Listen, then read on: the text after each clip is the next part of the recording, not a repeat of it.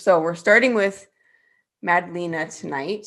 I'm just so excited. All three of these talks are going to be fantastic. But I'm going to briefly introduce Madleina here, and then something that we've never really done before that I am particularly looking forward to is that we're going to have kind of like a little fireside chat with each of our speakers and just get to know them a little bit more before they take the stage and give their presentation. So just to introduce her, though, a little more properly, Madleina is currently the engineering manager for Angular at Google. And she's worked for Google on 3 different continents on various projects. So I love that. I'm gonna ask her about that here in a second. The longest time was for search, like Google search, working on the results page. And in her spare time, she enjoys doing jigsaw puzzles and horseback riding. So, and then her talk tonight will be on, it's going to give us a peek into the Angular team and just sort of their goings on and how they function as a team. So I'm excited for that talk. But yeah, Madleina, thank you for being here. I'm excited to be here. Awesome. And so I know you're currently in the Bay Area, you're in San Francisco, but tell us more about what that meant. You said you've worked for Google on 3 different continents. So kind of tell us where you're originally from and where your travels have taken you. So I'm originally from Switzerland, which is where I'm sort of born and partially raised. After I finished my college, which was actually in the US on the East Coast, I went back to Switzerland and worked for Google over there. So it wasn't like I was in Switzerland all the way until I got hired by Google, but I went there after university and worked there for a while. But then I ended up also taking an opportunity to work for Google in Sydney, Australia for a year, which is super exciting because I love Australia. I have an aunt in Australia, so I've been there before and always enjoy being there. So I was like, hey, that sounds great. Might as well try it for a year.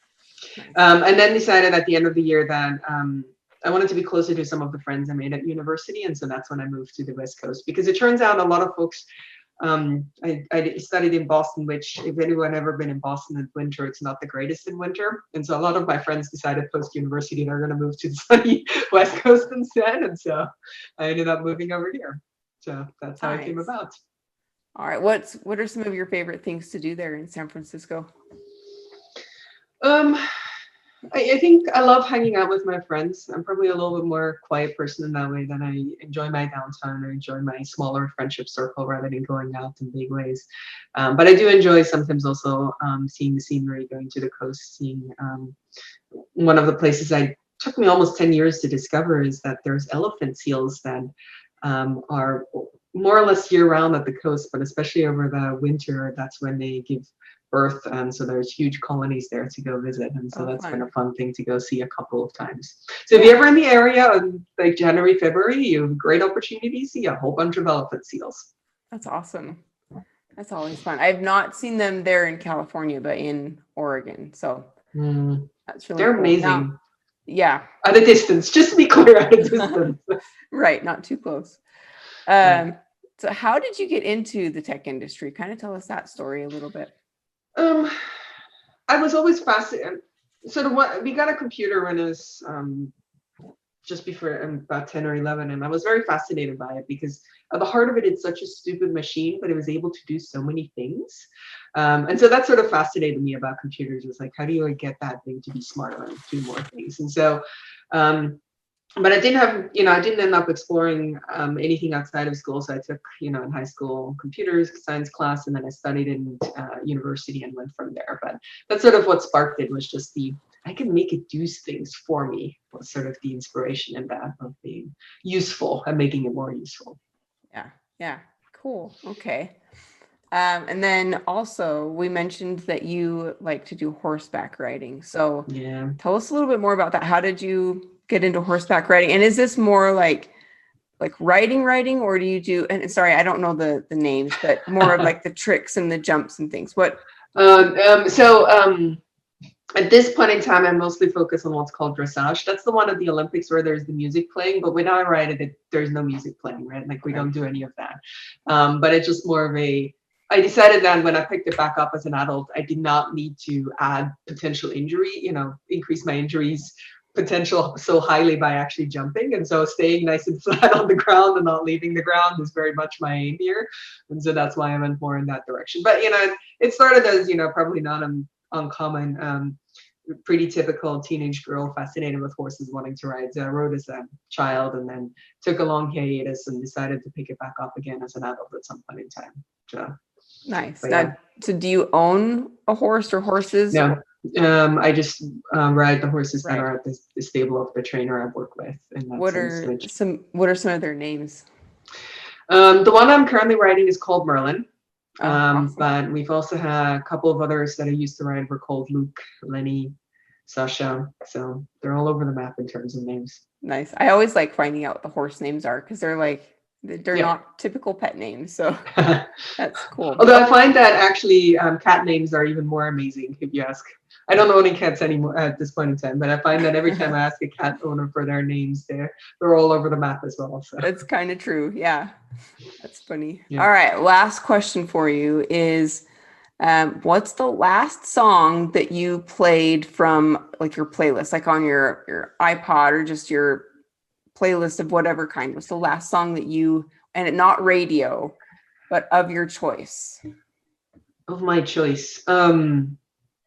I'll have to think about it. Usually what I do is I put in the background electronic music for my live radio, like sort of YouTube channel, just because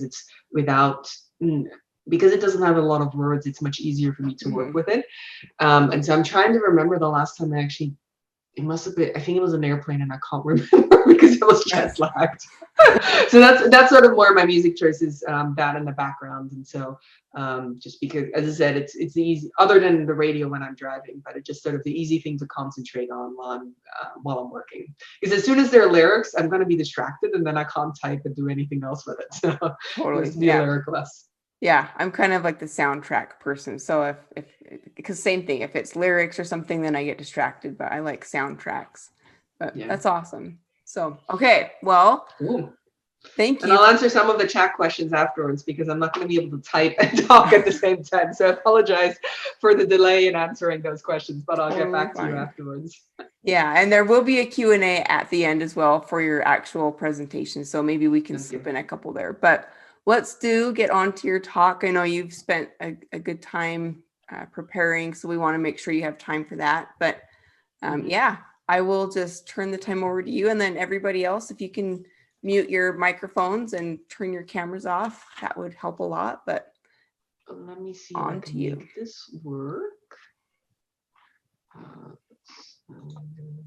There we go.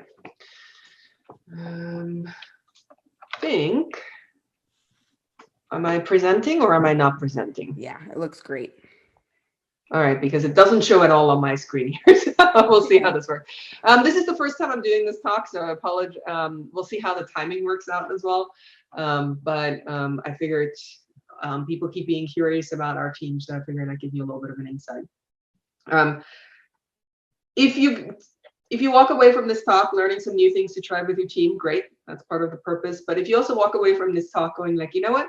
This is just like any other team I've been on. It's pretty boring. That's also great because that's part of my purpose here as well, is to demonstrate that we're not much different from any other team. We struggle with a lot of the same issues of how do we work together and have very similar solutions as many other teams. So this is my attempt of just illustrating a little bit more of what we do at Angular and how it all comes together. So one thing before I get too deep into this that I want to talk about is when I talk about the Angular team, I actually talk about all of what I consider all of the team in the sense of cross-functional, where it's not just people who report into me as the engineering manager, but also the other folks that we work with, DevRel, documentation writers, as Dave knows, PGM, PM, but even some of the collaborators externally. So just as you be aware that the term Angular team here is inclusive of a lot of other functions and it's not purely based on a single reporting structure. Because we find that that's more important for us. That's what binds us together as we work on Angular together, not who do we report into. So then the other thing that I'm going to start with is sort of, or place first, because I think it's one of the things we've been defining ourselves recently with is, oh, hold on, that's the wrong, there we go, is that we're a remote first team. This is one of the things that has changed during the pandemic. I think pre-pandemic, it was primarily a team in the Bay Area, San Francisco, and Sunnyvale. But then as everybody went working remotely during pandemic, as many other places, as Google was thinking about what happens when we all come back, we decided collectively as a team, we're going to stay this way. A lot of people found there were people who decided to move away, and there are people who we never been able to hire because they weren't wanting to live in the Bay Area. So more than anything else, what we wanted to focus on was let people work from where they're most productive. And for some people that's at home, and for some people that's in an office, but we don't always have to be in the same office together. And I do really mean that we are remote first and not just remote friendly, because at this point in time, we have more than 10 locations in the team of where people are working from. And we actually have a very distributed leadership group as well. And what I mean is that I'm in a different location than most of our TLs, of the other managers, of the other leads from DevRel or Docs or any of the other teams there. What I like about that, because as I've been thinking about what happens as we go back to the office, is that it makes it very hard for any one person to be excluded. Because if everybody's distributed, it's much easier to remember the other people who might not be visibly to you down the corridor, who's sitting right next to you. And so this fact that we're this remote, this much distributed, I think makes it easier to keep everybody included. And yes, it does really make us remote first and not anything else. So given that, what we're going to go into next a little bit is some of the ways that we manage to organize ourselves, given the fact that we're so distributed. And we're going to start with calendar, because calendar sort of rules all of our lives. It tells us where to be at what time. And the first thing we've done is we sort of decided to set working hours, or core working team hours, probably in the sense of where we want to do most of our team meetings. One of the things to know with as many locations as we do is we're actually distributed over 9 time zones now. We have people who are joining us from Europe as well as East Coast, middle of the States, and the West Coast of the United States. And so we needed to set some reasonable hours for everybody where we can set our core team meetings that work for most of the folks. It is a little bit on the late side for the European folks, so we keep trying to nudge that window a little bit earlier and try and really condense it to just the necessary meetings so that it makes it reasonable for everybody involved in there. Along with that, the other thing that we've asked people to turn on is what's called working hours. You might not have seen this because it's something that's only available for Google Workspace options. So if you have a domain, your employer can do this, your universities can do this as well, and we've turned this on internally at Google as well, is that you can set working hours. That means that on a daily basis, you can say, okay, I'm going to be on Mondays available for meetings and working from 7 a.m. till 4:30, and then Tuesday might be 8 to something else. Mine are pretty consistent. But the point of that is then when other people end up booking meetings with you, they can immediately see, is this within what you consider you to be your working hours, or is this outside of the working hours? Is it too late? Is it too early to really book that time? Over time, you tend to get to know that about the people you interact with the most, but there's a lot of folks that you might never have interacted with or not had to book meetings for before you starting on a team. And so having a tool like that where it's really visible as you're scheduling makes it easier to be respectful of everybody's choices there. There's one other thing we ask people to do is make sure that we also add blocks that are not just for meeting hours. So as you can, it's not actually my calendar, but it's representative of my calendar. So I always have a breakfast block and have a lunch block. I actually had to add those during the pandemic because I realized that was relatively early on how we, or rather that I ended up having scheduled myself completely over lunch and I had no chance to eat, and that makes me grumpy. And I ended up having to put it in there partially as a reminder to myself, to not just let meetings be booked, but again, it's a signal to other folks of like, hey, I actually need a break right now to go grab food. Please don't book over the time. But also things like,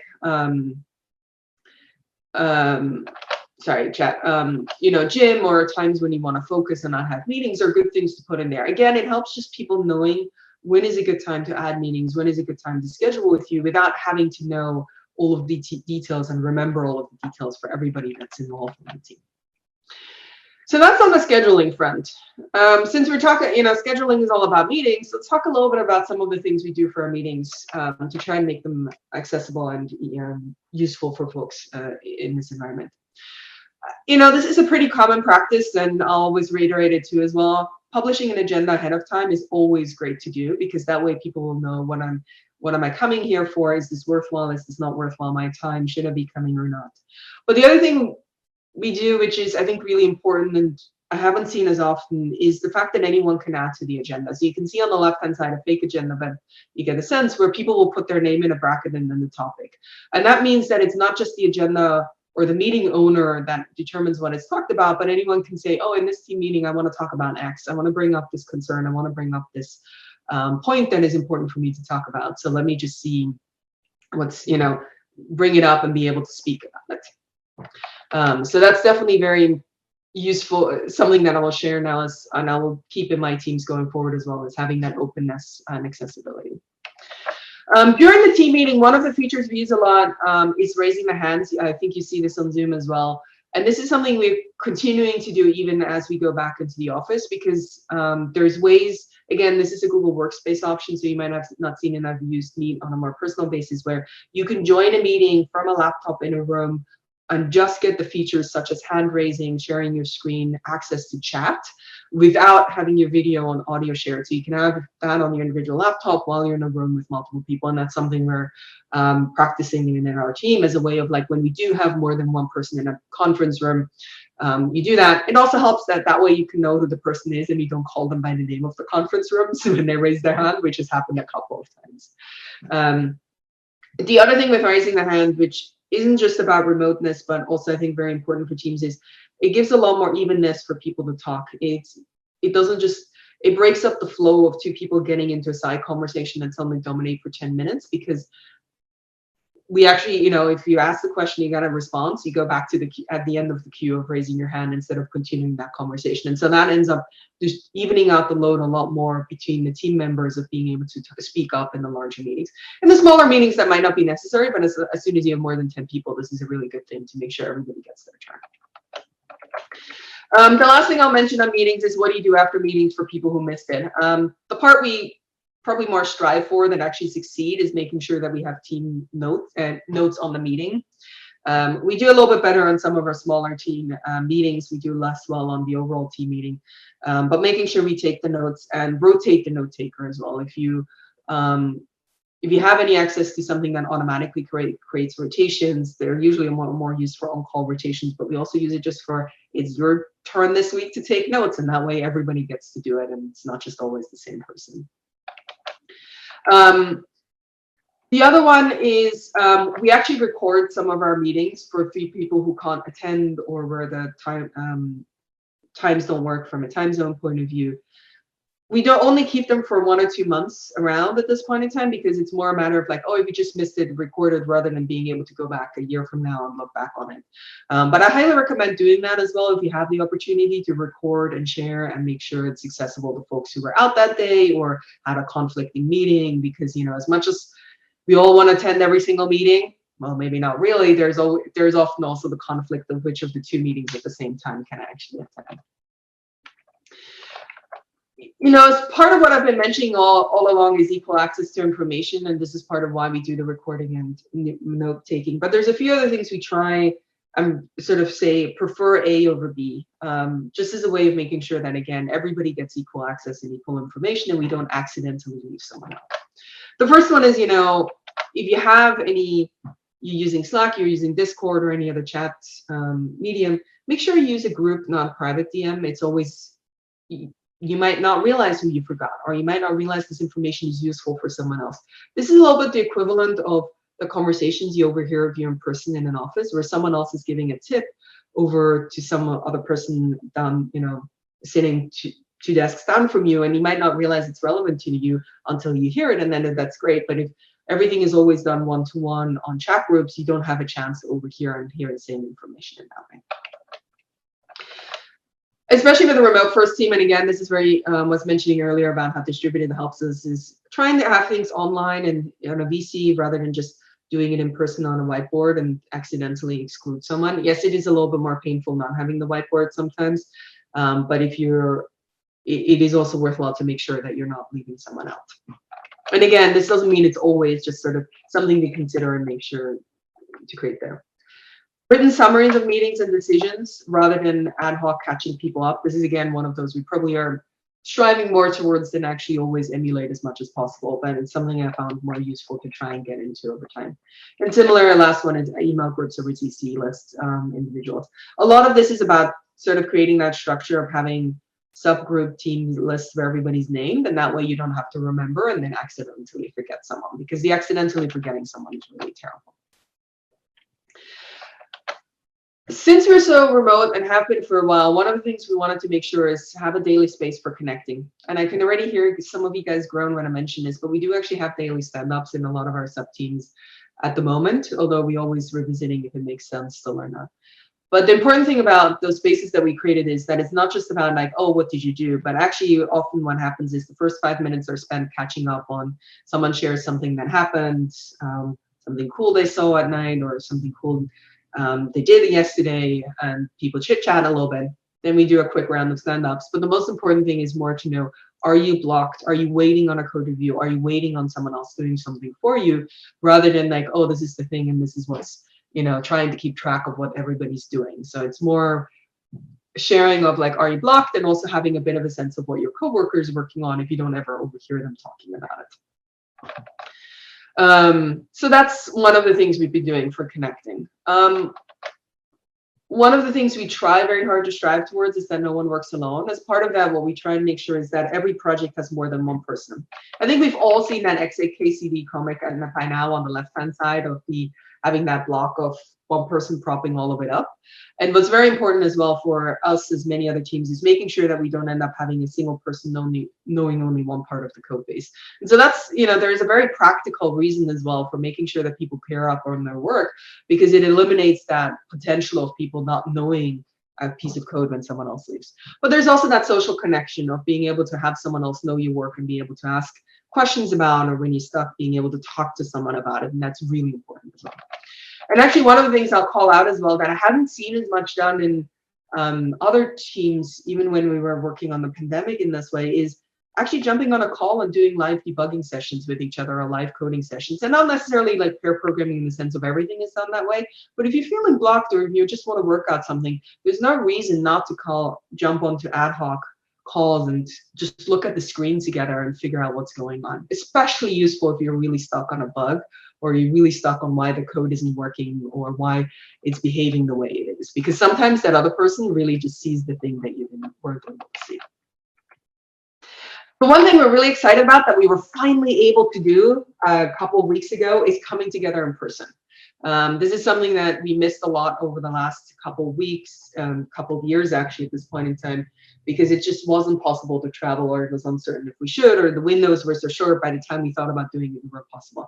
And it was amazing. It was really nice to actually get together. And what we prioritized more than anything else was just spending time together. So we didn't have a hugely dense agenda of having a lot of talks. It was a lot more of like icebreaker type of things, going on a hike, having extended lunches, having interesting topics to talk about, but not necessarily to reach a conclusion as much as just to chat about with each other and get to know each other and exchange ideas in that way.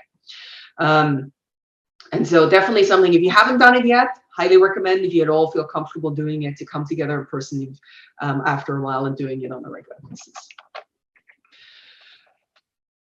So this is what we are, a little bit of transitioning from some of the processes to afterwards also how we organize our work. But one of the things I want to call out is that this is something we do a lot in terms of what I talked about is what we have today, but that might not be what we have in 6 months or even in 3 months, because the other thing that's really important is to continue to improve and iterate. And so what we do a lot is we have retrospectives on a regular basis. It's about monthly cadence, where we ask ourselves 3 questions. What went well? What could have gone better? And what do we want to change and what do we want to improve? And that helps us like make mini tweaks all along of like, oh, that thing isn't working, let's tweak a little bit here. And it can be, you know, sometimes it's like, oh, we realized our tests are getting flakier, let's deflake them. Or it could be like, you know, this meeting isn't working anymore, let's try something else. Maybe we cancel it, maybe we do it every other week.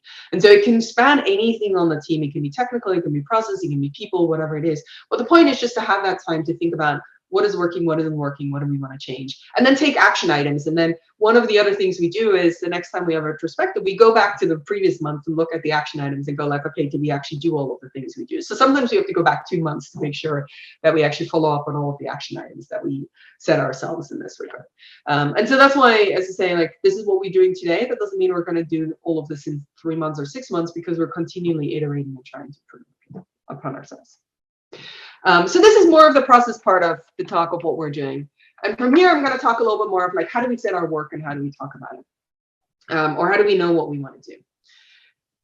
What we've started doing is what I call North Star vision. I adopted this term for more UX folks who like to talk about like a North Star of where they're aiming for with their UI, but I think it's also actually really relevant for more infrastructure teams. You want to kind of know where you're going. You might never reach it, and that's fine, but you want to know, you want to have that North Star in the sky that's guiding you where you're going, as a way of knowing, oh, you want to go a little bit more left than you want to go right? Just as a navigational aid of where you're trying to, roughly speaking, go to. And so this is what we've been thinking about on the Angular team as well, is trying to send a sense of where we headed. And a lot of this is about being a better product for everybody and what does that mean.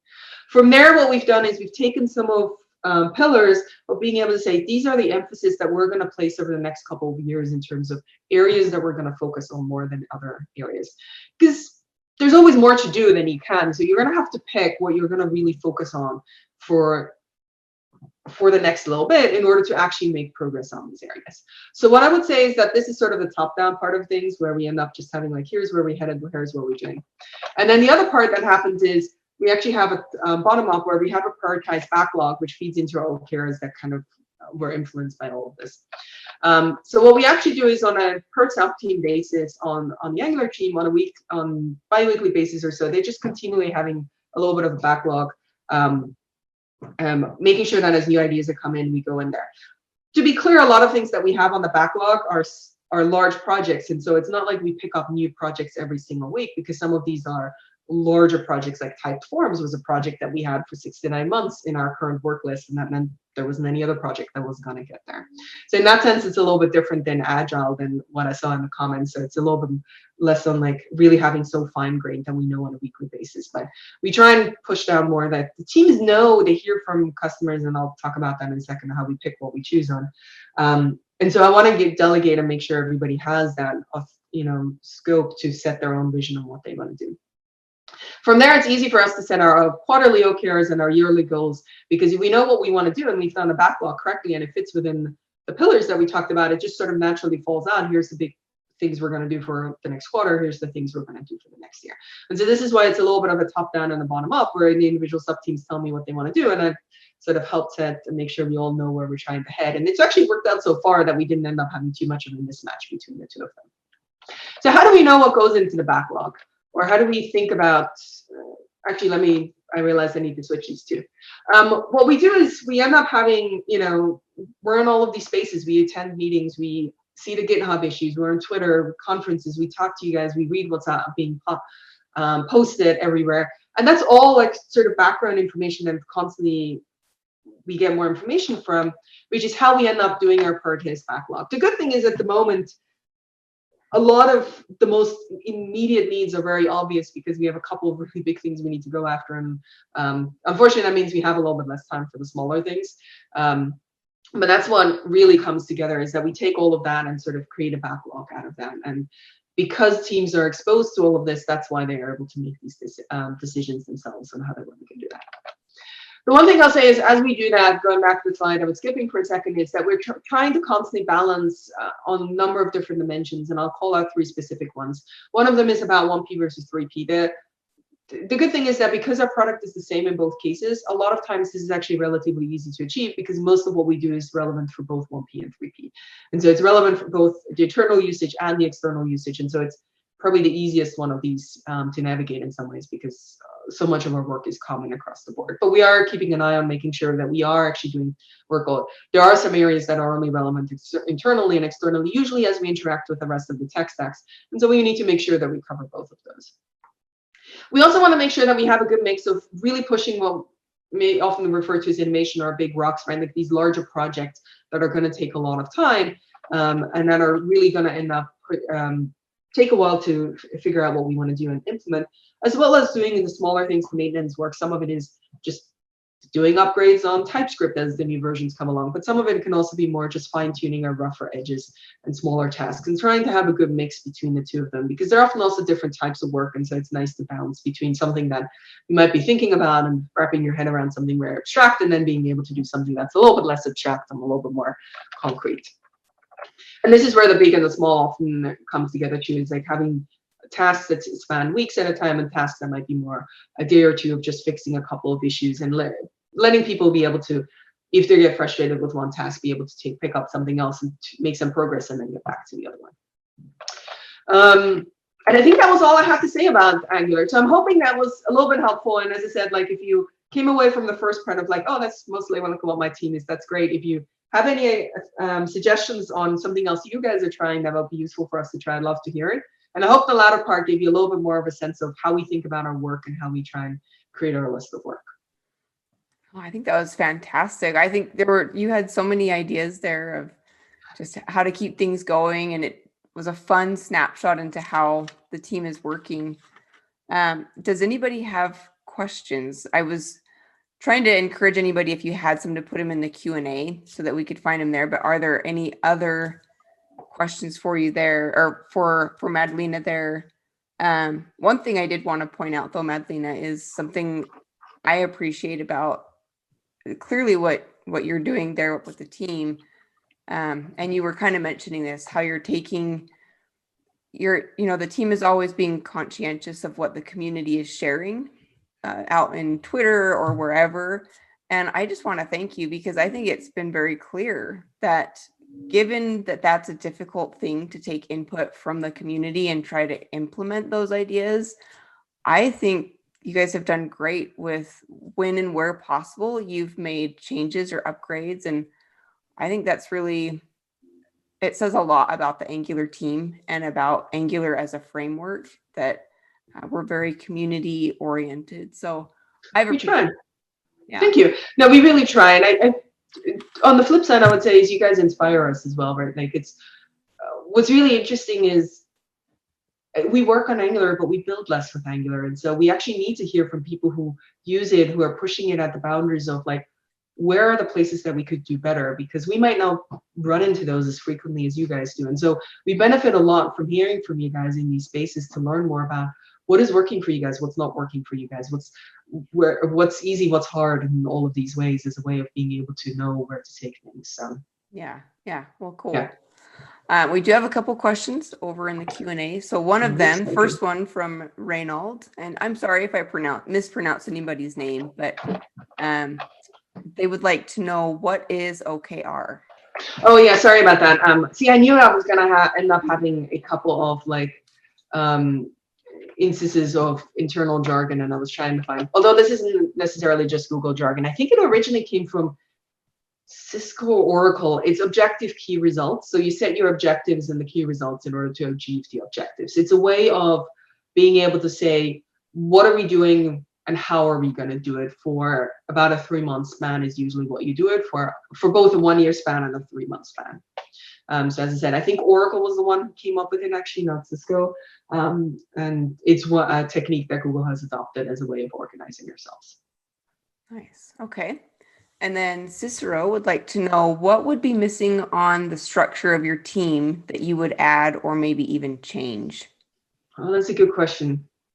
I think, as many other folks always would say in these scenarios, I think a lot of it comes down to I would like to have more people, which makes it easier from a structure point of view. So I think a lot of it is currently there's areas I wish I would be able to add more folks in order to provide better structure around it. Is probably what comes to mind first, is that in terms of, because it's hard to restructure your team if you're moving more, just singleton, as I said, singletons are hard as well, or just having 1 or 2 people. And so having more people with allowed to set up some larger groups and be able to do more work. I think we might also over time have to think a little bit more how much cross 9-hour time zone difference we're working versus 3-hour time zone difference. But again, trying to finish growing the team and then figure out if there's some tweaks I want to do in that regard. Yeah, very important. One other thing that I really liked about what you were talking about, something I related to, was the North Star idea. That's something that from like in education, you kind of refer to it as like beginning with the end in mind. And it's a Yeah. Franklin, or not Franklin, but a Stephen Covey principle. So I was liking that too. I thought that was pretty cool. Yeah. There were a couple questions as follow-ups to like getting to know you. Yeah. So yep, I saw that. I'll try to find the ones I can here, but Cicero was also wanting to know if you have any channel or like so the one I listen to the most is called A State of Trance, and they have a radio channel on YouTube. So they just continually stream on that. So that's the one I listen the most in the background. Nice. I guess while you look for those, Sherry C asked, will you remind us what the 1P versus? Oh yeah, so I realized that as I was speaking, I probably was using internal jargon. 1P just means first party, so internal, and 3P means third party, external apps in that way. So, and it's not something we use just for Angular internal like Google, but we've used it in a few other contexts.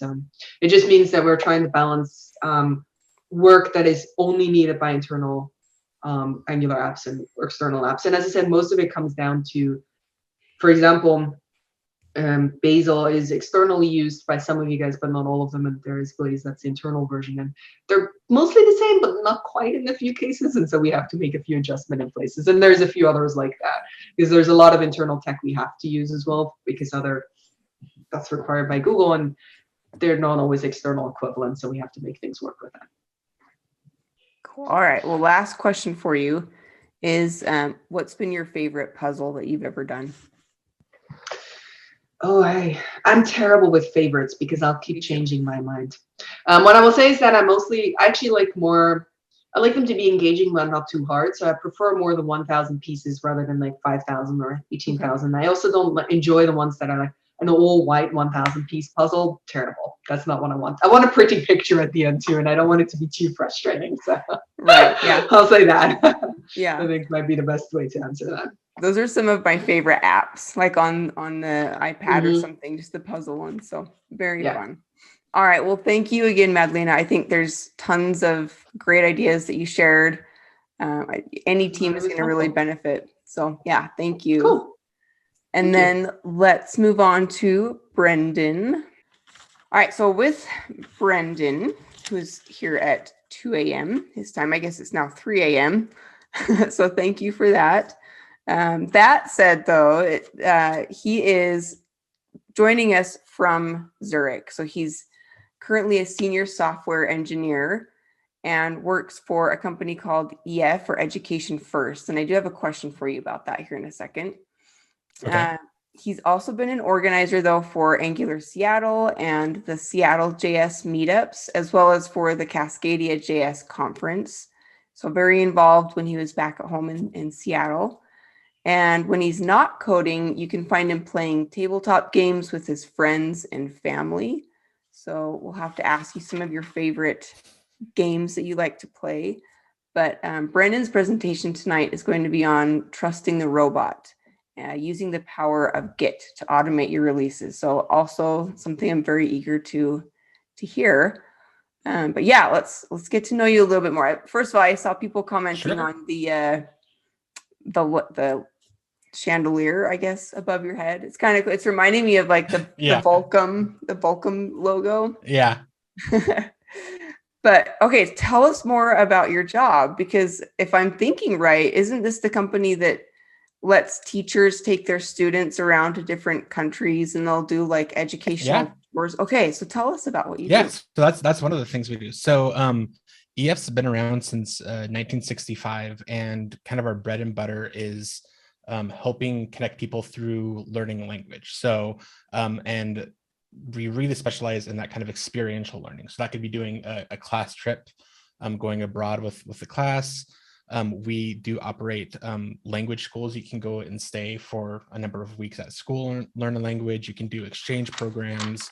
You can study and actually go to like a year exchange at another high school, for example, or learn at some of our other facilities set up. We've partnered with the Olympics to help with English tutoring and stuff as part of the Olympics. You can do tours or work on your business proficiency in a language. So there's basically, if it has to do with learning a language, EF is involved in it. So we do a lot. And my team specifically, I work in the language technology group, and I'm in the marketing tech sector. So my team publishes all of the different product customer facing websites for the language group. So a lot of our schools and different kind of programs that we offer. And so we're publishing about 15,000 pages a couple of times a week in over 48 different languages. And so it's a fun challenge to work with. And then we also maintain some other internal APIs and chatbots and systems like that too. So that's really cool. When I was a teacher back before I got into tech, that was something I had dreamed of doing, was taking students around like that. And EF was always top of my list. So that's cool that you are there. Did you ever do a study abroad? And I guess like kind of this question is leading into, how did you get from Seattle to Zurich? So if you could answer both of those, like, did you ever do a study abroad or something like that? And then how did you make that change over to Zurich? Yeah, so I did study abroad, and during college I did a semester abroad in Berlin, and that was a really great experience, and part of the reason why I wanted to like work with a company like EF, and it also kind of opened up my mind to traveling outside of the US. Fast forward to 2020, and we've been trying to kind of get over to this area to be closer to some family that's over here. And we had an opportunity come up where I got connected with a recruiter for EF, and I went through the process. And I actually went through the interview process, and then the pandemic hit, and so everything kind of got put on ice for a while. And then 8 or 9-ish months later, they reached back out and said, "Hey, we're starting to hire again. Are you still interested?" And I jumped at the opportunity, and in the middle of a pandemic, moved over here and got set up. So that's where I am today. Do you feel like you'd done something, or you had, I don't know, created a portfolio or something? Like, what do you think you had done that kind of made you stand out in the crowd of potential employees that they could have hired? Mm-hmm. I think that around the time that I was looking, I was doing a lot of, there's this term that I've heard in other talks in the past called kind of growing your own digital garden. So showing kind of what I was working on, what I was learning, and kind of cultivating that, and kind of showing like, hey, here's a tool that I built and I talked about it at a meetup, and here's a blog post talking about some things that I've learned recently, or here's how something works. And I think that definitely helped me stand out from the crowd in my job search in general. I think also focusing a lot on kind of like soft skills within software, that most of what our job does, the hard part is not so much working with computers, it's working with people, right? So working on like soft skills and being strong with how you're communicating is I think another thing that can set you apart when you're looking for a job. So highlighting skills that aren't just technical, but like really showing your diversity and all of that. Awesome. Okay. So one thing I like to ask developers is something I think all of us struggle with at one point or another, but how do you handle imposter syndrome when it hits, when you're just totally feeling like a poser? Like how do you get through that? Well, I'll say first off, it's still something that I deal with even today. Like it's not uncommon for it. So I've been doing software development for almost 10 years now, and I still sometimes will have imposter syndrome come up and bite you, right? So one of the things that I've done that's really helped is whenever someone sends like a thank you or a call out or said like, hey, you did a good job with this, like whether it's an email or a message through like Slack or Teams or something, I'll screenshot it or save it off and actually have a folder of basically, I call it my well wishes. And so like, I'll look through, if I'm kind of feeling iffy and imposter syndrome-ish, I'll look through that folder, kind of see kind of, these are all the things that, like you've accomplished, people have recognized you for, and that helps kind of build back up that self-esteem. And other times also it's useful to just talk with people about it too, right? Like I've been fortunate to have a couple of really good managers in my past that have been super open about discussing stuff like that in the past. So finding someone that can mentor you and kind of has been there is very helpful.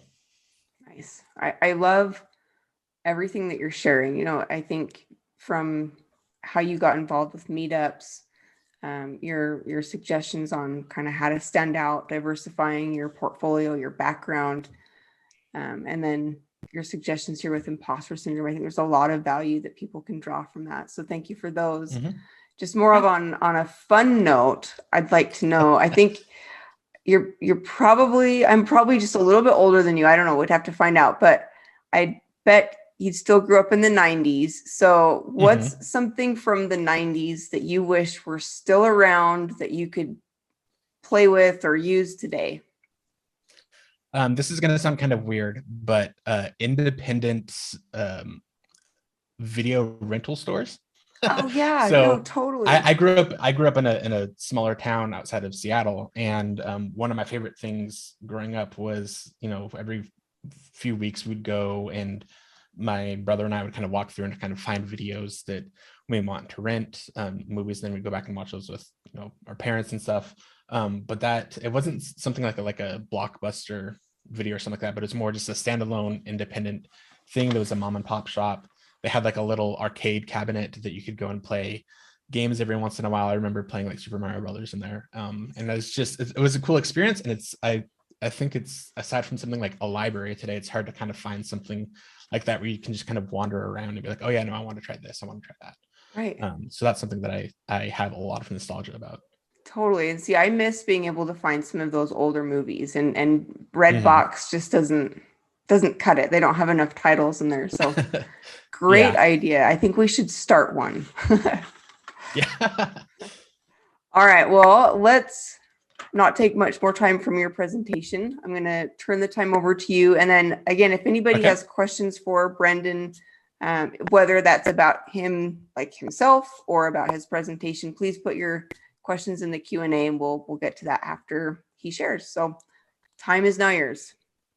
All right.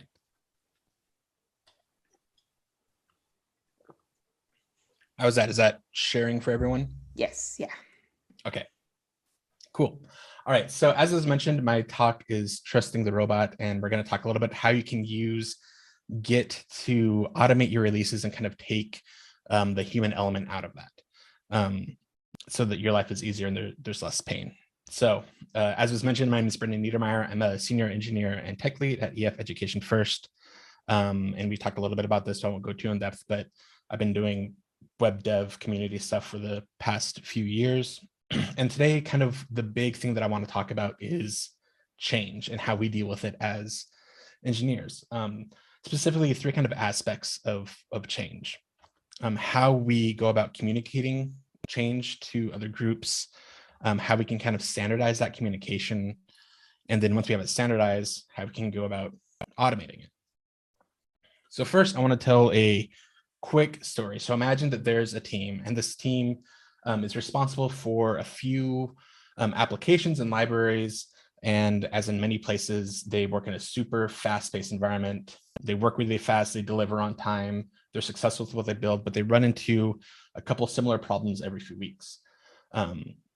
This team, imagine they have this versioning system and a change log to kind of track what features are released where and in which versions of a release, but it's kind of just managed by intuition, and it's also manual. So that means that like someone would have to update the change log when you're getting ready for a release, or in the case of some of their libraries, actually update the version either as part of the PR when they're submitting a fix, or opening another PR to do a release and add a version to the library at that point.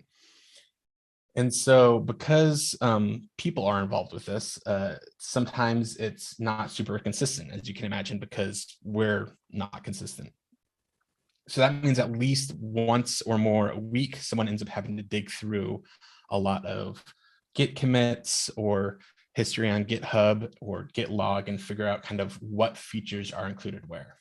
And what's more, this process that they're doing, because it's manual, it's easier for a lot of them to just kind of build it and deploy it at their machines locally, which means that sometimes there's issues where you run into the classic, it works on my machine problem, right? So every once in a while, they'll have an issue where the build isn't just working on someone's machine, someone else has to take care of the build. And when people are doing it manually, stuff can get missed. So the main issue, kind of the first of the few issues that they're running into are how they go about communicating change. So let's talk a little bit about that. As software engineers, we have a lot of different changes that we're constantly communicating about. There's features that we're releasing, whether or not we're performing maintenance like security patching, if we're upgrading to a breaking change within a framework, things that help with the developer quality of life working in your code, refactoring and other, performance related changes to your code, bug fixes that you're releasing, fixing typos in documentation. And this last point here is something that I kind of want to highlight: documentation updates. So there's something in common with all of these different pieces of information that we're communicating, and that is that we're all communicating this change to the software that we build and how it's meant to be consumed. So you can kind of think of all this communication in addition to just telling actually what's going on, that the changes that we're making are documentation itself. And on top of that, when you think about that a little bit more, how do we as engineers and developers communicate about changes within the code base? We do that via commits. And so if you take that another level, your commits that you're making are documentation too. So the important thing with this is that outside of specific code comments that you're making, commits that you're making are pretty much the only other tool that you have to provide meaning and historical context to a change. So for example, I'm sure we've all seen projects like this with the Git log that has just as changes, updates, fix. It's not super clear what's actually being changed by that commit. I 100% have created projects that have Git histories that look like this, and I've worked on others that look like it as well. And nowadays, whenever I see that, I'm dreading having to debug something because it's so kind of difficult, aside from going commit by commit and trying to find what actually changed to figure out the impact. And Git gives us a framework kind of or at least the ability to give more information than just what's included in this commit. You have the title that you're talking about for your commit, but there's a body to that commit you can include as well. And it's important to include that. And the reason is that it gives you that context historically. So Jeff has a point here with this tweet: give yourself the why. And it's nice because it will help the people that you're working with. But also it's okay to be selfish here and say, like, help yourself in the future, help future you, so that when in 8 or 9 months, when you're working and you're coming back from being on vacation for 2 weeks, you go to pick up a ticket to fix a bug that's pointing at a commit that you made back months ago, you kind of know not just what you changed, but the context and the why you did that. And it's going to save you a lot of pain and headache later on. So let's think about that team we were talking about. If we talk to them about the benefits of giving more information in their commits and communicating that context, they may ask, like, okay, let's add more details. Not a problem. But can we kind of standardize what we want to include? And the short answer is yes. So let's talk a little bit about standardizing change. Just for sake of simplicity, I'm going to keep focused on commit messages, but there's other ways that we can talk about communicating changes to consumers of your software. There's a lot of specs out there that suggest ways that you can format your commit messages to help kind of give that context. The one I want to talk about today is conventional commits. So this is a spec that, in addition to making it super clear as to the context around a change in regards to a scope or the type of change it is, it's also machine readable and parsable. And this is going to play an important role later on in this discussion. So the format for, first of all, also I want to say that conventional commits is inspired by and heavily based on the Angular commit guidelines. So if you look at the contribution guide for Angular itself, and if you look at the change log, a lot of the commits are going to look pretty similar to what you're going to see here in conventional commits. So this is the basic format for a conventional commit. You have your title that consists of a type, so whether or not it's like a feature or a bug fix, if it's a documentation update, things like that. And then the scope of the change, and this is where you can say like, this change impacts accessibility or a specific component or service or authentication, and then a short, terse description around the change that you're making. And the next part is the body of the commit, and we talked about this just a couple slides ago, so I'm not going to go super in depth, but I'll reemphasize that it's important when it's not like a one-line change that you're including in the body, just to give yourself that context. And then there's the section for footers, and these footers are a place where you can call out maybe specific issues that this change is tied to within GitHub or Jira. Also, if there's any breaking changes included in the commit. So a place where you kind of call out additional relationships or behavior with the commit that you're including. So what this looks like is something like, kind of like this. So we have our type here that says that this is a feature that you're adding to your code base. It has to do with authentication. The description is just saying, hey, I'm adding a new auth interceptor. And then the body describes kind of why we need to add it. And it's saying that, you know, we're migrating to a new system. This is going to be using the new service that's built to work with the new system, but it's disabled by now until we're ready to actually flip the switch and move over to it. And then it ties it to the GitHub issue that it has to work with or has to deal with. So if this is something that like our team and our story wants to adopt, right, it may be difficult to kind of get everyone on board. So there's a few tools that can help with that.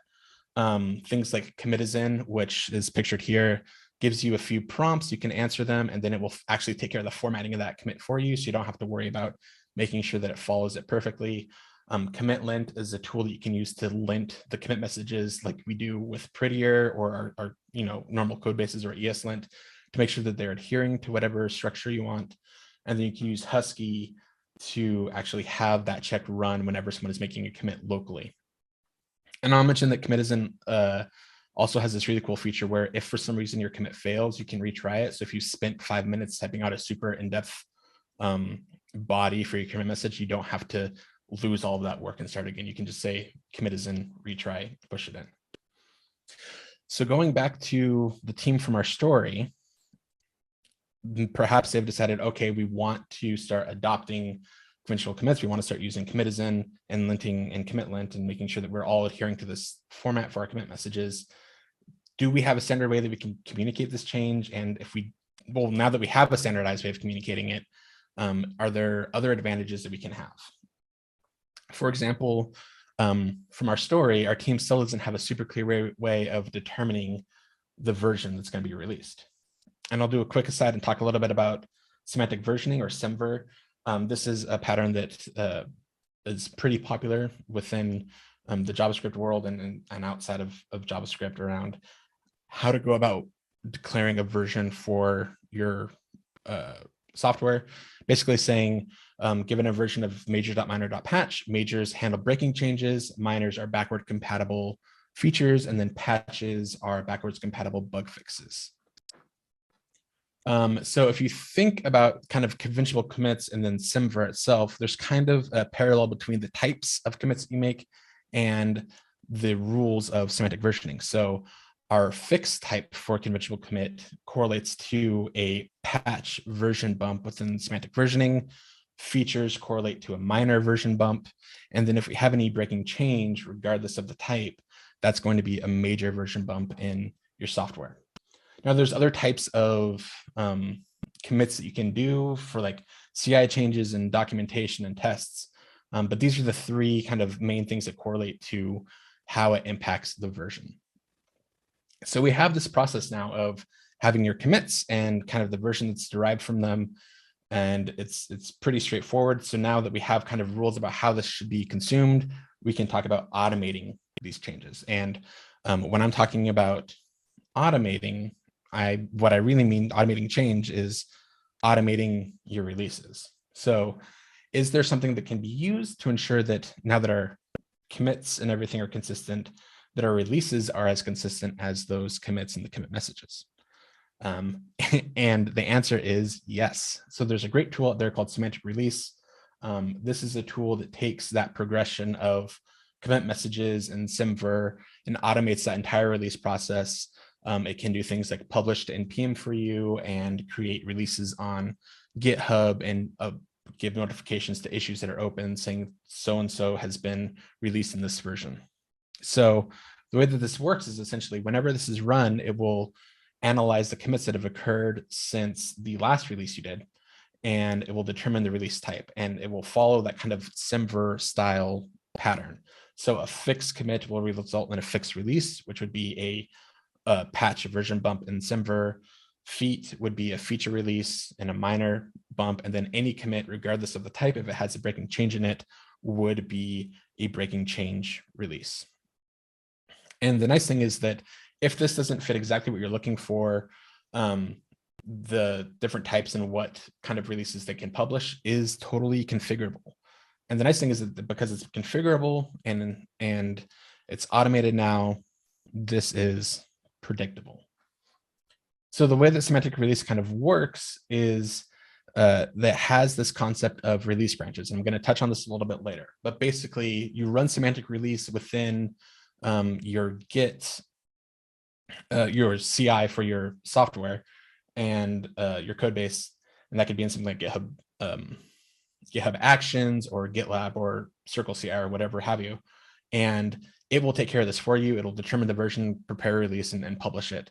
The nice thing here is that it's kind of decoupling the human emotions from the versioning logic. So it's more focusing on communicating the impact of those changes to your consumers as opposed to you having to figure that out every time. And so that gives you more time to work on something else. You can just, focus on publishing changes and getting your work done instead of worrying about how releases occur.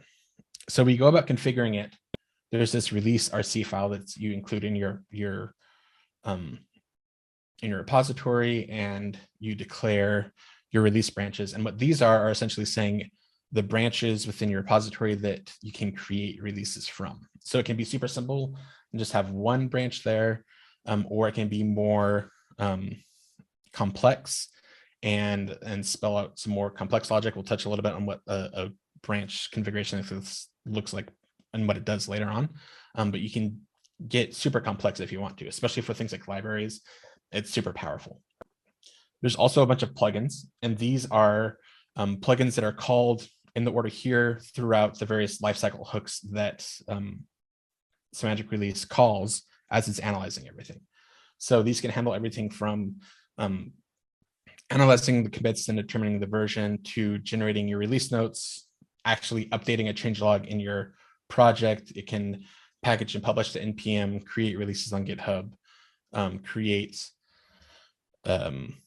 if there's been any files that have been updated as a result of the release, pushing that to Git itself and checking those in. So that's also a big benefit that it can do too. So we've talked a little bit about how the configuration works. I'm going to show you kind of actually how it looks working with this within a project. So let me change my share here. Okay, so this is an Angular app that has semantic release set up in it. I will go ahead and pull up the release config. So this looks pretty similar to what we were seeing before. Let me close the bar here. We have our release branches. So in this case, this application is just only caring about commits to the main branch, meaning if you create a PR and merge it in, at that point, that's the branch that these releases will be created from. It will analyze the commits, generate release notes, update a changelog, create a release on GitHub, and notify any issues that those commits are tied to that they're included in the release. And then if it's updated any of these files that are listed, it will push a commit to your repository with this message format saying, hey, a release has occurred for this version. And then here's the release notes for that change. So the way that we get this to actually work within, I'm using GitHub for an example, is with the GitHub Actions. So there's a GitHub Action configuration file here, and I'll walk through this real quick. So this first is saying whenever there's a push to the main branch via something like a pull request, then run and execute this workflow, and it will run this release job. So it will check out our repository, and then it will restore our dependencies from the cache. And then at this point, We supply it a GitHub token so that it can authenticate with GitHub and do whatever pushes it needs to do or create releases. And then we just run semantic release, and the rest is kind of taken care of from there. It goes through and analyzes everything and creates the release as desired. One of the things I like to do with applications that are set up with semantic release is to create a second workflow that listens for GitHub releases to be published. This is a way of showing like a change log or saying essentially so-and-so version is available. This is just built in. You can subscribe to these being published within GitHub, and then using that as the kind of signifier as to whether or not a deploy needs to happen. Because at that point, what you get is the reference that was created when this release was published, which in this case is going to be the tag created by semantic release that has the version. So if you have any pre-release scripts that have to do with the version that you want to include in your Angular app, you can include that here, and then that script will run. In this case, I believe that the npm run deploy isn't using that variable. I think it's just, it's just calling ng-deploy to deploy it to our production environment. One other thing to call it here, here's a quick commit lint example for linting commits on pull requests to make sure, help enforce that consistency again with your teammates as you adopt conventional commits. So this is a pretty simple example, not super complex. Let's try something a little bit more complex. Let me close this window and then. So this is an example of an Angular library that we're working on publishing. And the configuration looks a little bit different. So two big differences here are we have more release branches. This first branch is still going to be our default. So if I was to publish this package on npm, I would say npm install my package, and that's what would be coming from the releases created from the main branch. Now, if I were to release a release on the branch called the next, I could access that on npm by saying npm install my package at next. And semantic release takes care of that tagging within npm and making sure that it goes out to the right distribution channels. And then this one here, this 1xx branch allows you to kind of have what semantic release refers to as maintenance branches. So assuming that this library is on like version 2.0, if you had like an urgent security patch you needed to release to users, you could use this 1xx branch to push that release, and it would be published on the 1xx channel. So you could say npm my package at 1 or 1 point whatever the latest feature that they want is, and those releases will be installed. The release setup for GitHub this time. Oh, sorry, going back to here, I forgot one thing. Also, there's the npm plugin, which again handles that packaging and publishing to the registry. We do have to, for Angular libraries, have to point the package root at the distribution folder so that semantic release knows where to look for the files that it's actually going to bundle together and push to the registry.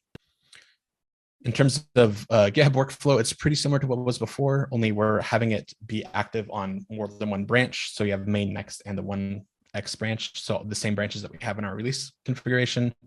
And then we're also building our package ahead of time here as part of our workflow before we run release. And that's because semantic release will actually publish the package to npm for you.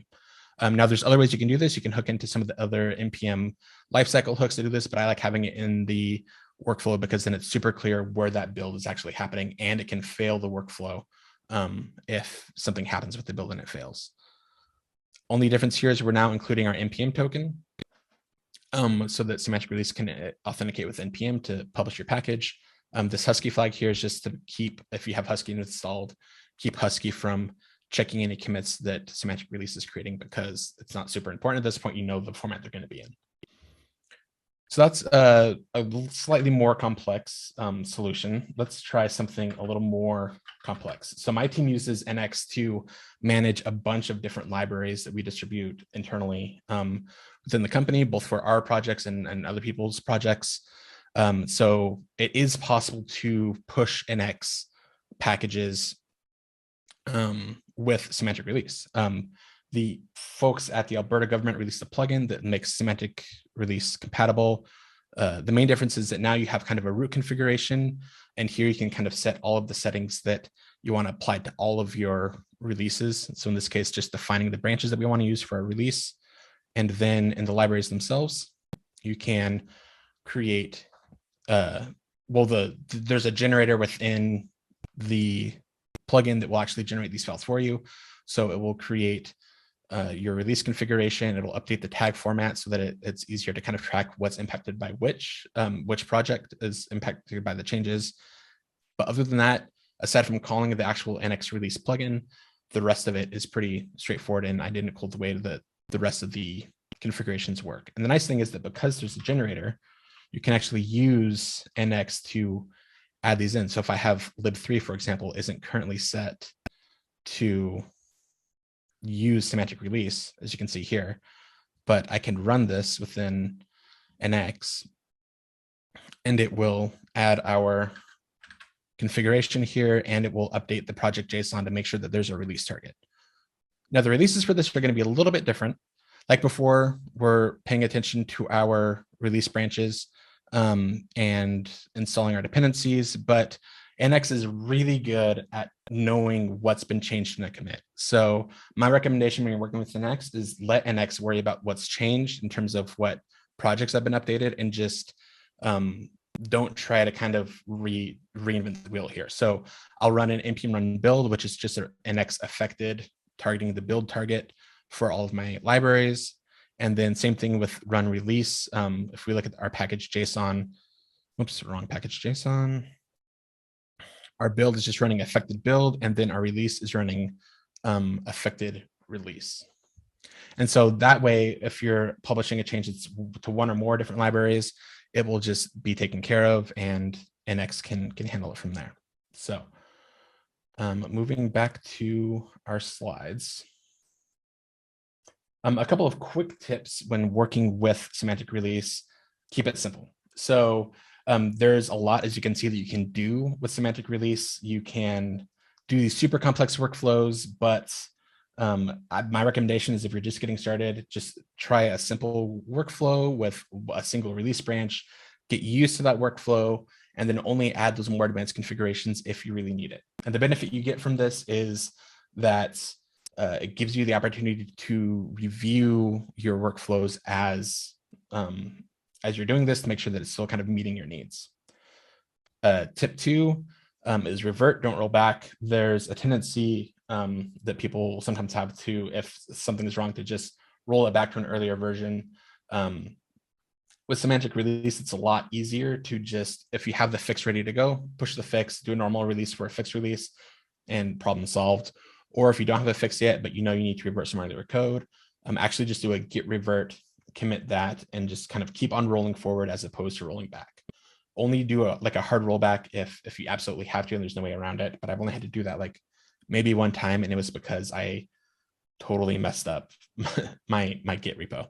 And of course, if you're working with products like Netlify or Vercel, where you can just kind of immediately deploy earlier versions, that's totally acceptable for applications. And then kind of the last tip is don't get too attached to your major versions. So there's a tendency, especially in software marketing, to kind of say, oh, version 5 of our new platform is rolling out. Don't equate that version that's being told to like customers to the major versions of your code. They don't need to match. The versions in your code are about communicating, again, that impact of the technical changes, not necessarily a feature set. So it's okay if you have to commit a bunch of different breaking changes, just maybe keep track of what versions correspond to which releases from a marketing standpoint. So let's look back at that team that we talked about a little bit at the beginning. They went from kind of an anything goes kind of situation to adopting conventional commits and commit length, and they had some consistency. And then once they added semantic release, they got more consistency because they could just continually work on pushing their changes and not have to worry about managing their releases. It just happens automatically until it becomes, let the robot worry about it, right? So that's all that I have. Again, my name is Brenden. You can find me on Twitter, on the website. Another blurb for EF, we're always constantly looking for engineers, and we're a worldwide company. So if you're interested in working for EF, check out careers.ef.com. I have my slides and code on my GitHub, and then there's some other resources here, as well as tools that are similar to semantic release, but may help you if it doesn't do exactly what you're looking for. So that's all I got. Nice. Excellent. Those were great tips. Loved your examples. We have a handful of Q&A questions. So rather than me blabbing on for a minute, let me get to those questions. And there's a couple of them from the same people. So for the sake of time, I might only ask one of them from the people who asked a couple. But Reynold is wondering, can you re-explain prioritized backlogs? I was trying to keep up with both ideas from your talk. That's mine. I'll answer over chat. Yeah, that one. Sorry, that was for me, and I'll answer over chat in a second. Okay, cool. Then, all right, so on to Blair. Blair says, is there a link for a repo or site for conventional commits? Yes, I think I forgot to drop the link in there, but 1 second, and I'll drop a link in chat after this. But yeah, there is a website. That picture that I showed was actually just a screenshot of the website. Okay, perfect. So. And then the second one from Reynold, since Madleina will handle the first one, is let's say you submit a PR that requires changes before merging. How are those fix-up commits formatted or handled? So there's a couple of ways you can approach that. One is the approach that I find is easiest is to either do a git rebase and format your commits as needed, and in that case, having something like commit lint as part of your PR process is super helpful because it will take care of that linting for you. Or you can squash your commits into a single commit, which is what I like to do with a lot of my PRs. I'm a big proponent of the idea that PRs should be as atomic as possible. And so one commit equals one task or one part of a task. And that's one is clear in looking at the history as to kind of when the change occurred. And two, it makes it super easy if you need to do any kind of troubleshooting later on. You mentioned squashing. So I know actually Jason had a question about that himself. I did, and I think you answered it for me, but just when you were showing the pictures of the conventional commits, when you were merging, I was curious if you advocated merge commits versus squashed or rebase commits. Yeah, I don't feel so strongly about what kind of commits actually get into the stream. If merge commits work for your team, do what works for your team. My team, for example, does mainly merge commits, but I will squash the actual commit as I'm working on it and push that up. And I've been on other teams that are the other way, where they'll squash all the commits regardless of what it is, and then you can just have a bunch of work in progress commits. Recently, GitHub added some functionality where you can kind of stage a merge ahead of time, so you can do like a pre-merge. So then once it hits all of the checkboxes to get the okay to merge in, it can merge it in. And at that point, that's a good place for you to actually, if you're doing squashing, to format how you want your commit to look. Thank you. Okay, a couple more questions here. One from Sabrina, who says, do you follow standard commits on every commit when you are working on your branch, like multiple commits, or when you merge the branch using the squash strategy into the develop branch only? I think this is kind of a personal preference thing. So I will actually work on having kind of work in progress commits. And I have an alias that will just say work in progress, skip CI. And then once I'm actually ready for it to be reviewed, I'll squash everything down together and then open the PR at that point. So we've done WIP. Yeah. Yeah. All right, Cicero, you've got two here, so I'm just going to ask your first one. Says, would the configuration for the Git releases work on different platforms like AWS Code Commit? I'm not 100% sure about Code Commit, but the main gist that it works with is Git itself. So as long as you have the ability to kind of authenticate Git, I'm sure that there's probably a plugin that will work specifically with Code Commit in semantic release. You just have to look for it. I'm not super familiar with Code Commit itself, but I'm sure that semantic release has been around for a while now, so there's probably been a use case where that's been addressed. So Dave is going to give a presentation tonight on getting the right docs written. Oh, wow, that just got in my way. Sorry, I've got problems with Zoom that's clicking over your title. Anyway, the idea is that he is sharing the life of a technical writer. And I'm excited for this because for me, one of the most memorable talks I've ever heard was Dave's. He gave, it was a lightning talk back, what was this, ng-conf 2020 or 2021? Must have been 2021. Okay. The talk was called Be Elated, Keep Content Updated, and it was entirely in Dr. Seuss style. So I will find the link for that and put it in the chat here when I'm done. I highly recommend you go back and watch it. It's on the ng-conf YouTube. But Dave is just a really creative person. So I'm excited to connect with him here tonight. But recently, Dave just took a new job at Stripe. He's a technical writer there. You might recognize him from the Angular team where he just recently stepped down also as a technical writer, but he was spending his time leading the documentation efforts for Angular. So in other words, he's like a doc whiz, I think. But aside from his skills with documentation, Dave is, like I said, just a very talented writer in general.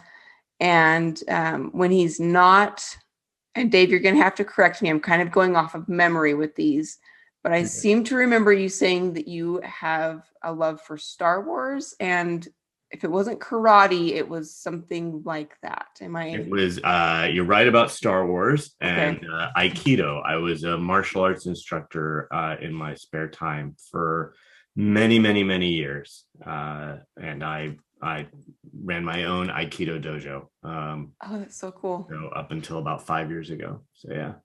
Awesome. Okay, now what's the difference between Aikido and karate then? All right, that is a talk in and of itself.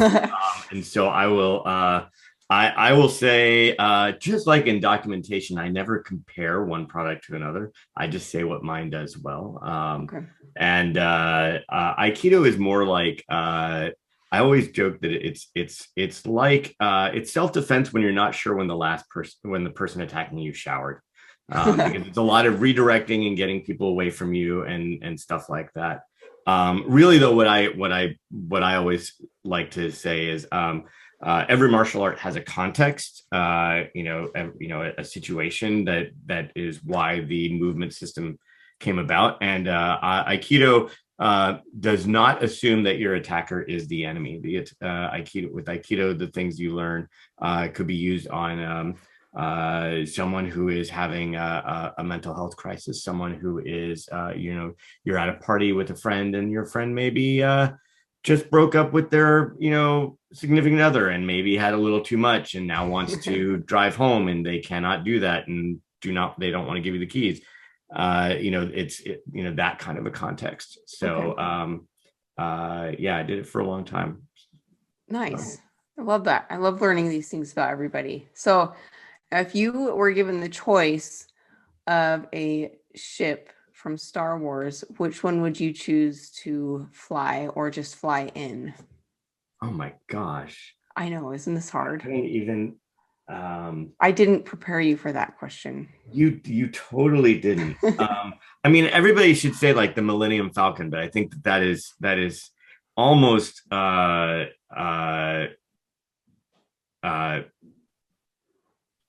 too cliche.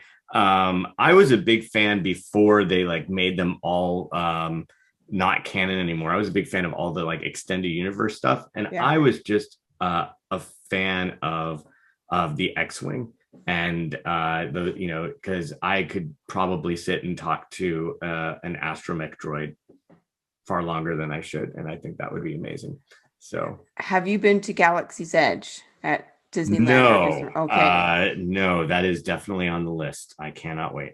I cannot emphasize enough to everybody here, if you've not been to Galaxy's Edge or what they call Batuu, it like gave me shivers when I walked in. It's so dorky, but it's so true. Like you go in there and you can fly the Millennium Falcon. That is one of the rides. And if you go, there's 3 positions that you can be. There's like an engineer or a gunner or the pilot, and you need to tell them, I want to be a pilot. It will make your experience so much better. So that's my thought for you there.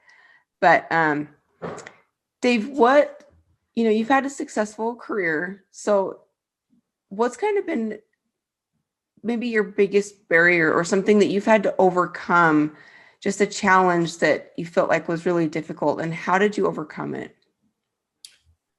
Career-wise, I think it's still ongoing. So I can't really say that I've overcome it. But I'm a technical writer, and it's funny that 20 years in as a technical writer, I still run into teams where they're like, yeah, I don't know what tech writers do exactly. And I'm like, really? We're still here. We're still having that. And, and sort of, so what I try to do is kind of advocate for the discipline, because I think it's so incredibly important, which I'll get into a little bit in the talk. Great documentation more and more is essential, to fulfill the promise of the applications and the technologies that we create. So, Absolutely. Yeah, that's been the biggest challenge. Okay. And yeah, I'm sure you're going to dive into that a little bit here in a minute. I just have one more question for you before we let you get into your presentation, which is sort of similar to one that I asked Brenden, but if there was a toy from your childhood, well, let me rephrase that. So do you have any toys from your childhood? If so, what it is, or alternatively, is there a toy that you wish that you still had today that maybe you really liked from when you were younger? I was a huge Transformers fan. And unfortunately, I don't have them anymore. But boy, they were a lot of fun. Were these like the little micro ones, or more of the? No, these were like the Optimus Prime and Nice. and the kind of the classic ones. Those were just my pride and joy for a long time. But I'm also a fan of, like, when something's been sitting in a box for a while, you give it up to someone mentioned Starscream. Of course, Soundwave was definitely my favorite. But when something's been sitting in a box for too long, it's time to see if someone else will enjoy it. So they went to a very, someone is enjoying them right now, but it's just not nice. Me, so. Awesome. Cool. Okay. I love getting to know more about you, but yeah, let's turn the time over to you, let you do your presentation, and then we'll end with some Q&A at the end. All right, let's see if I can do this here. So if I'm lucky,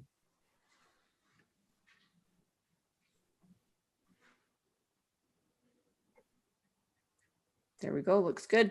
all right, you can see that, but not my speaker notes, which means I'm doing it right. Yes, good job. Awesome. All right, so I am here. Let's 4 tips for writing great docs. So let's just dive into it, shall we? So first and foremost, hi, I'm Dave, and I'm a technical writer. Now, why would we have a technical writer here for an Angular meetup? Well, okay, so if you've been paying attention to some of the announcements about this month's meetup, you probably know the answer, but I'm going to tell you anyway. I'm here to talk about documentation. I really am. Yes, and I can feel the excitement even over Zoom. Let's see if I can get this. Let's see. All right. So, okay, in all seriousness, why am I here? I really am here to talk about documentation, and for 2 reasons. The first reason, you should write great documentation. It is so important that you do that. So important, I could probably spend this entire presentation talking about it. But I'm also here to tell you that you can write great documentation. It is challenging. It does take practice, but you can do it. And while I can't distill the entirety of how to write documentation in a short presentation, I can give you some key tips that I think will really help. So why should you listen to me? I have no idea. Okay, but if it makes you feel any better, here are a few of the key places I've worked at. I started my technical writing career at a small company back in 1999. I know, 1999, when Y2K was an actual thing. Some of you remember, you know. After a while, I moved to F5, where I documented their global traffic manager application. And at the time, I had no idea what DNS and bind were. I then moved on to work on Windows Live and later Windows 8, where I had no idea how desktop operating systems work. I moved on to AWS, where I documented their auto-scaling feature. And at the time, I had no idea how cloud computing worked. I moved to Google Cloud, where I worked on a whole lot of stuff. And while there, I joined the Angular team as their lead technical writer. And by the way, when I did, I had no idea how Angular worked. And now I'm at Stripe. You're probably catching on that I didn't know a lot about many or most of the technologies that I've worked on. And that's actually pretty normal. There aren't a lot of technical writers, so we tend to bounce around a lot. In fact, when I think about my career, a comic like this one always comes to mind because I didn't even start out to want to be a technical writer. I was a poet and an essayist, but it's really hard to make rent as a poet. And fortunately for me, I had lots of friends that were and still are software developers. So I didn't learn about code from them, but I did learn not to be afraid of code. Code is just a thing to learn. And that's what I try to do. I learn things. Ideally, I learn things that users need to know about something. And then I work to help those users understand what they need to know and why. So I'm going to ask all of you, just, how many of you actually are technical writers? Is there anyone here who is?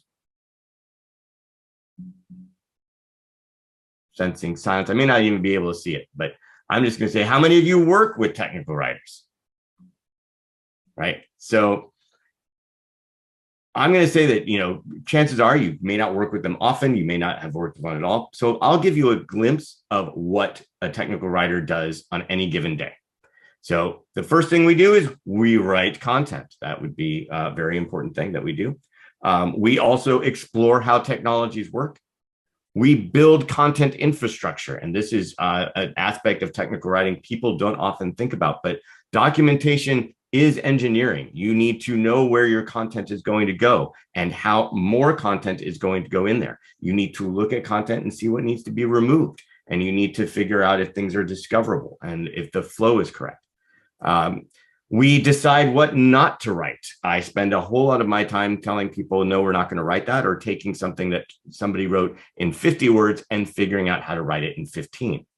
We advocate for the user, but maybe most importantly, we help engineers ensure that their products are successful. Okay, so we've talked about me probably for longer than any of us would like, and we've talked a bit about what technical writers do. So now let's pivot to talk about why you should write documentation. And here, I mean why anyone should write documentation, whether you are considering it as a job or you're a developer working on a project. So again, we could spend days, weeks talking about why you should write documentation, but let me highlight 3 reasons. First, documentation makes your product more accessible. Not everyone can watch a video or listen to a podcast. And some folks may not yet have an environment where they can just try stuff out. Second, documentation makes your product more inclusive. Many of you likely have a network of people that you can turn to when you have questions. And if you don't, that's one reason why you're here, right? Introduce yourselves to someone. Wait until I'm done talking though. But a lot of folks don't have a network that they can turn to. They depend on documentation to help them learn and grow and contribute. Third, documentation makes your product more useful. You work really hard to build a great product. You deserve to have your users take full advantage of the features you've created. but not every feature is intuitively obvious. Documentation helps guide users to use your product successfully.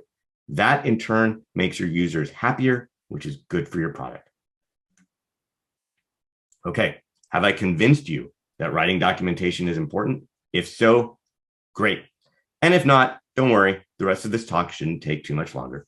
But either way, let's talk about how you can write great documentation.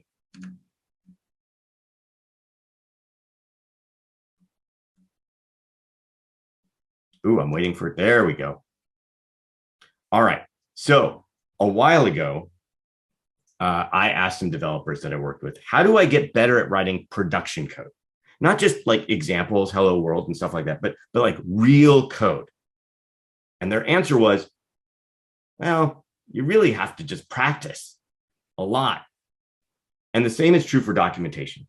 Writing great documentation takes a lot of practice, but don't let the fact that you can't write perfect prose stop you from trying to write documentation.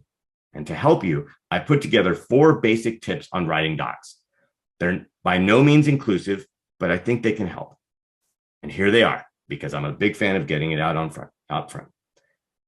Plan, read your work aloud, write for accessibility, and write for globalization. Let's talk about those 4 tips in more detail. Okay.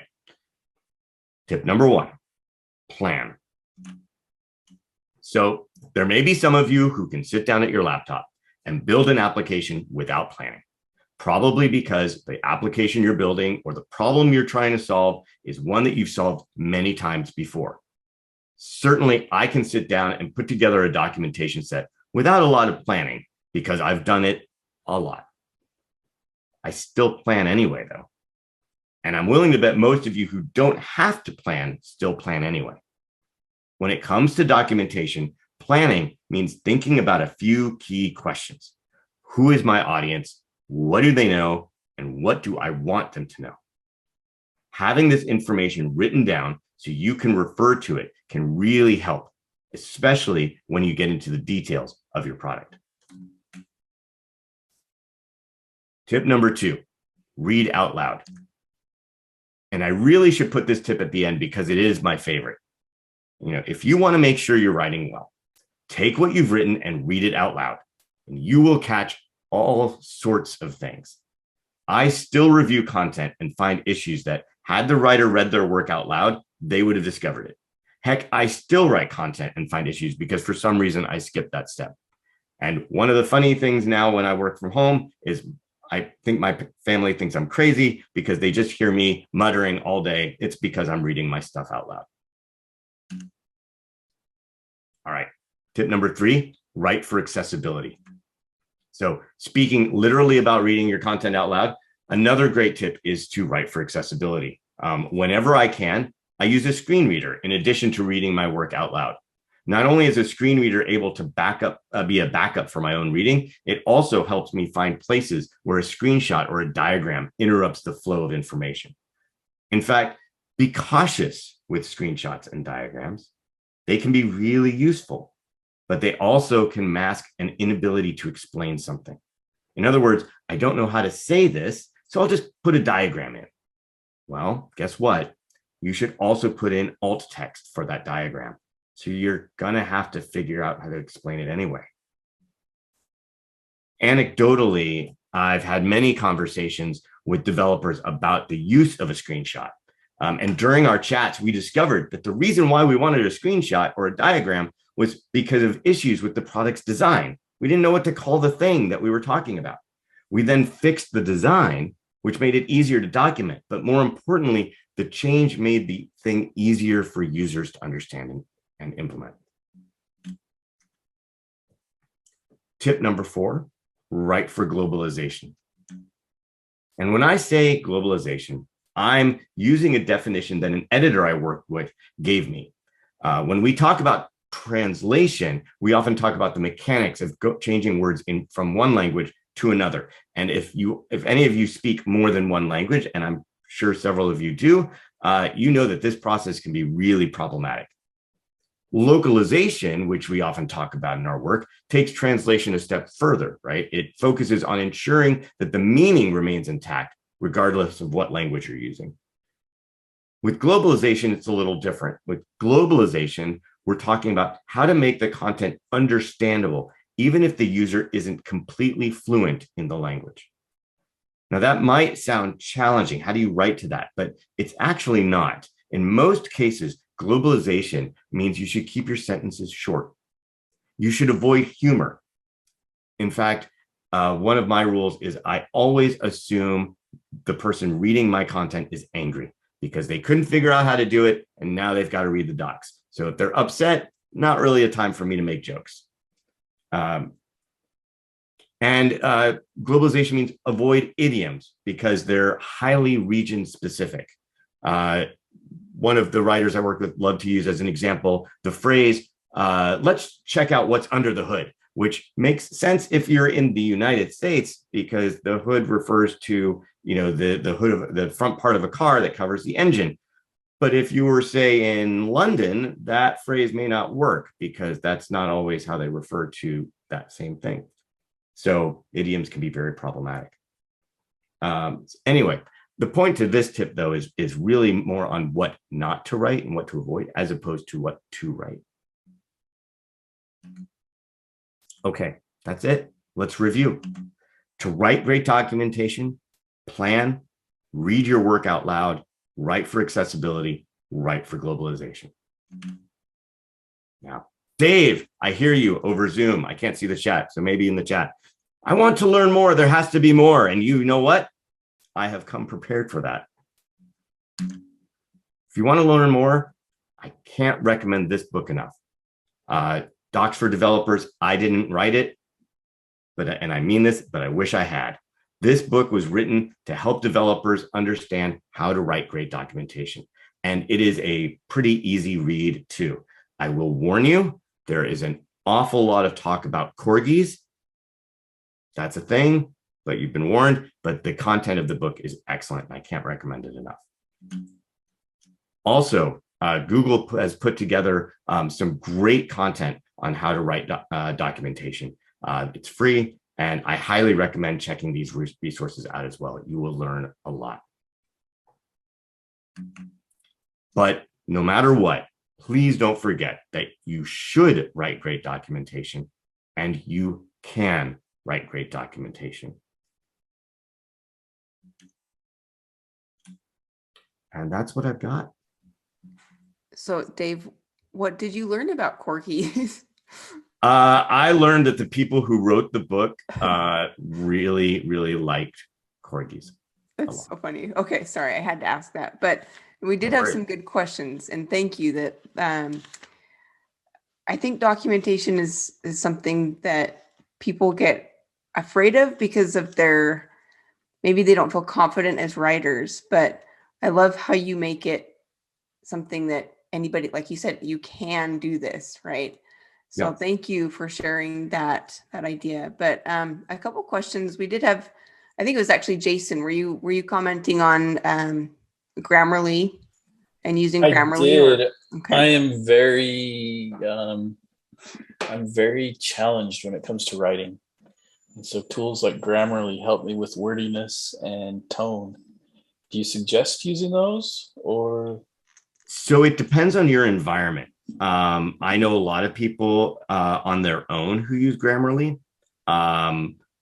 In corporate environments, you may have, just like any extension, there may be rules that will keep you from installing it because it likes to look at everything. So you have to be comfortable with that. But I honestly, for me, the reading your work out loud, your ear will catch things that you didn't realize you were doing in your writing. So you don't have to be a great at grammar. If you just read it out loud, that doesn't sound right, and then you'll, it helps a lot. Okay, and then we also had some questions about screen readers. If you recommend any in particular, or even descriptions.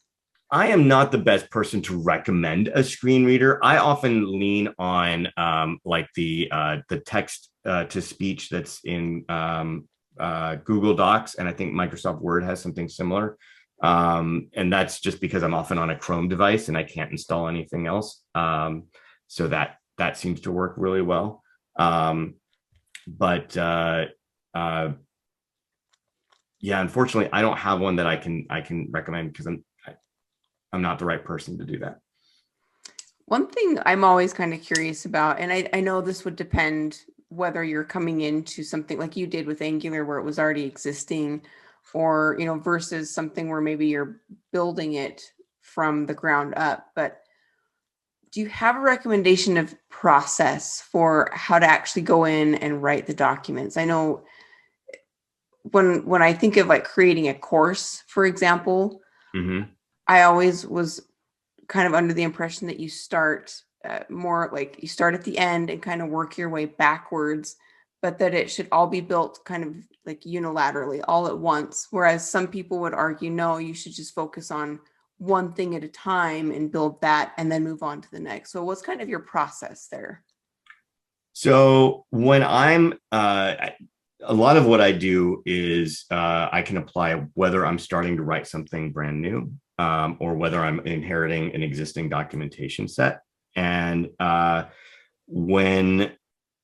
so I do look at like what is the person supposed to know when they're done reading this, and is that in fact does that line up with like the title of the topic, right? It's you know, I'm sure we've all seen documentation, you know, topics where the title says, you know, build a thing, and the content tells you how to do something, but it wasn't to build the thing. It was, you know, to install this widget or whatever, and you know, and that's because probably whoever wrote it had the intention of starting in one direction and ended up writing in a different direction and never went back to kind of double check that. So I look at that.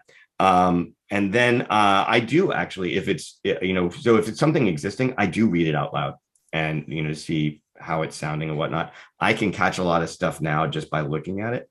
But I still read it out loud if I'm writing from scratch, from starting from brand new, you know, I will, you know, I usually am coming in having not built the thing. So I am usually, if I can, I'll explore and try to figure out how to use it.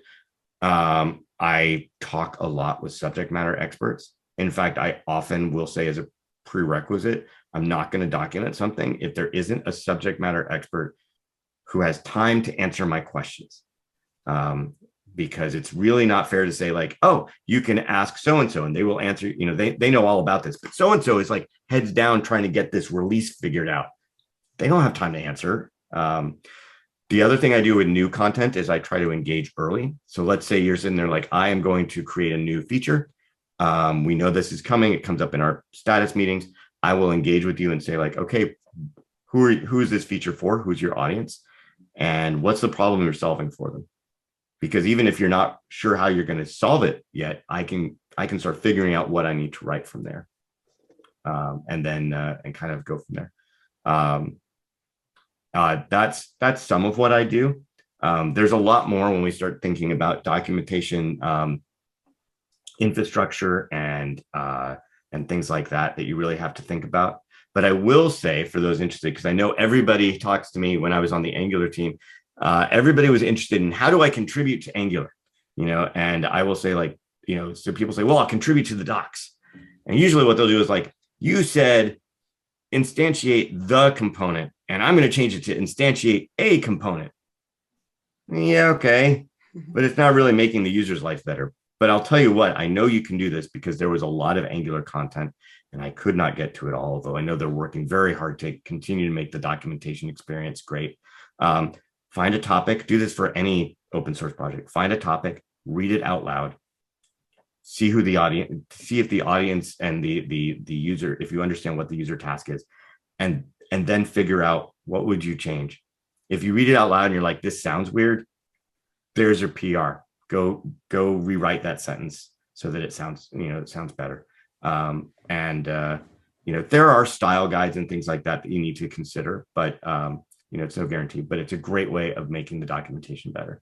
Nice. I like that idea.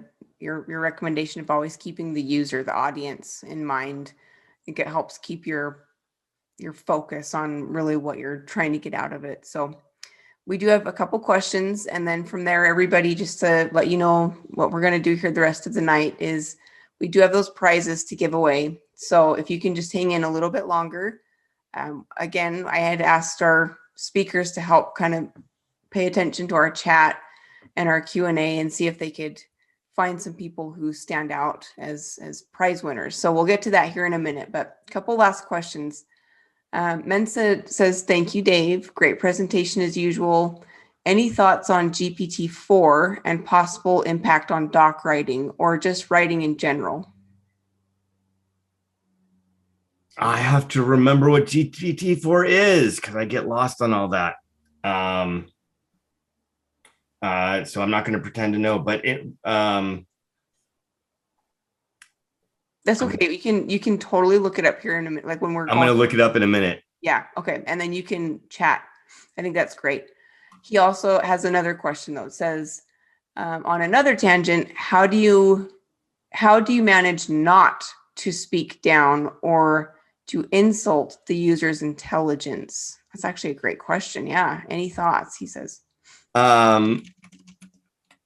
So that is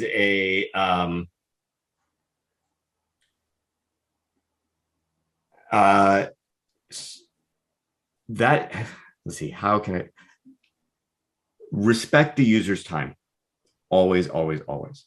The way I avoid that situation, and this is going to sound dramatic, but I take it very seriously.